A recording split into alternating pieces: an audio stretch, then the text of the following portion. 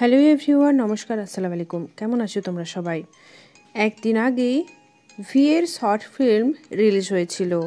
যখন থেকে এই শর্ট ফিল্মটি রিলিজ হয়েছে তখন থেকে ফ্যান্সরা অনেক বেশি কিউরিয়াস এবং হ্যাপি। এটার কারণ হলো ভি এর এই শর্ট ফিল্মটি অনেক বেশি ইউনিক এবং ডিফারেন্ট। তাহলে তো ফ্যান্সরা কিউরিয়াস হবেই। ফ্যান্সরা সবসময় তো সারপ্রাইজ করতে থাকে।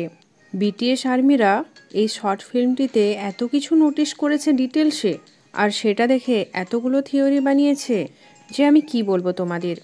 কিছু তো আমি তোমাদের আগের দিনের ভিডিওতে বলেইছিলাম, আর কিছু থিওরির ব্যাপারে আমি তোমাদের এখনই বলে দিচ্ছি।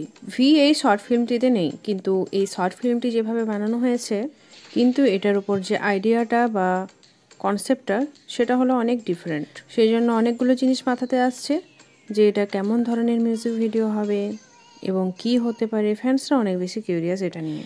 ভিকে এই শর্ট ভিডিওতে ক্রস ওয়ার্ড পাজল খেলতে দেখা যাচ্ছে। এটা দেখে তোমাদের কিছু মনে পড়লো? জিনের যখন অ্যাস্ট্রোনট গানটা এসেছিল, তো সেখানেও জিন তার মিউজিক ভিডিওতে পাজল সলভ করছিল। ফ্যান্সরা এই দুটো ফটোকে কম্পেয়ার করার চেষ্টা করছে। মিলিটারিতে যাওয়ার আগে ভি অনেকগুলো র্যান্ডম ফটো ইনস্টাগ্রামে শেয়ার করেছিল। কেউ জানতো না যে এই ফটোগুলো কেন শেয়ার করেছে ভি। আর এখন যখন ভি এর নতুন প্রজেক্টগুলো আসছে, তখন ধীরে ধীরে জানতে পারা যাচ্ছে যে এটা ভি এর প্রজেক্টের ব্যাপারে ছিল। এইরকমই ফ্যান্সরা কম্পেয়ার করে দেখেছে যে, এবং দেখে যেটা বুঝেছে, তারা বুঝেছে যে এটা হলো একটা পেইনফুল সং। ফ্যান্সদের অ্যাকর্ডিং এই সংটিতে বা এই ছোট শর্ট ফিল্মটিতে একটা পেপার দেখানো হয়েছে। ওই পেপারের ল্যাঙ্গুয়েজ এবং যখন ভি এর লে ওভার সং রিলিজ হয়েছিল ওটার ল্যাঙ্গুয়েজ সেম। লে ওভার অ্যালবামের অফিসিয়াল অ্যানাউন্সমেন্ট যখন হয়েছিল তখন বলা হয়েছিল ওই অ্যালবামটিতে 6টি গান থাকবে।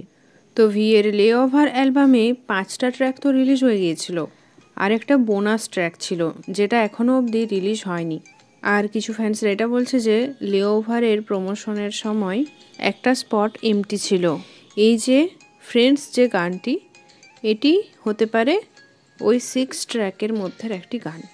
ভি এর এই শর্ট ফিল্মটা রিলিজ হওয়ার পর অনেকগুলো তথ্য আসে, আর ওই তথ্যগুলোর মধ্যে দুটো ওয়ার্ডের উপর বেশি ফোকাস করা হচ্ছে।